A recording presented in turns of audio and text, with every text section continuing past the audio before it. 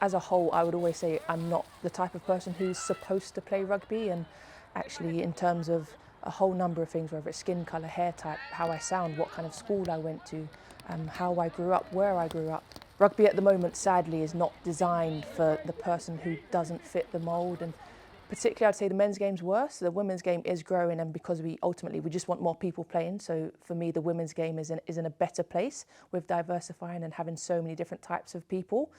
But even growing up at school, rugby wasn't offered. I didn't know what rugby was growing up, and so being able to try it out eventually at the age of 25 was an experience. And actually, I was quite annoyed at my environment growing up because I should have started rugby earlier. And in fact, so many elements of rugby help me to be the best version of me and encourages so many parts of me to be myself that so much of society tells me not to. As a woman, as a girl, it's sort of like, calm down, stop being so boyish. But actually, when I started playing rugby, everything's the opposite. It's like, be louder, be more you, be bigger, hit harder, run faster.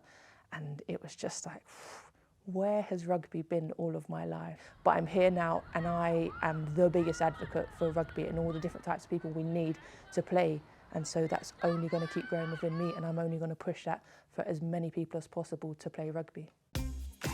Despite attendance at women's games frequently breaking records, Shaunagh believes there's still work to be done and that the involvement of brands like MasterCard is crucial.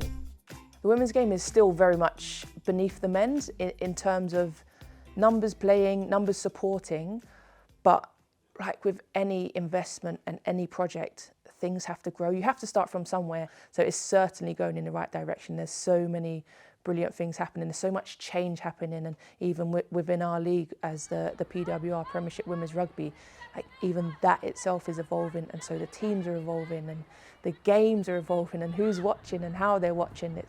It's all growing, and it's not necessarily about where rugby is now for women, but for me it's more exciting about where it's going to be in 5 to 10 years' time. Partners within rugby are the people who get things moving. So there's lots of people like me who know the right way, who know how to make things better, but actually we have a bit of power, we have a bit of a platform, but if we're not supercharged by the bigger organisations, then sometimes you can be in danger of not being taken seriously.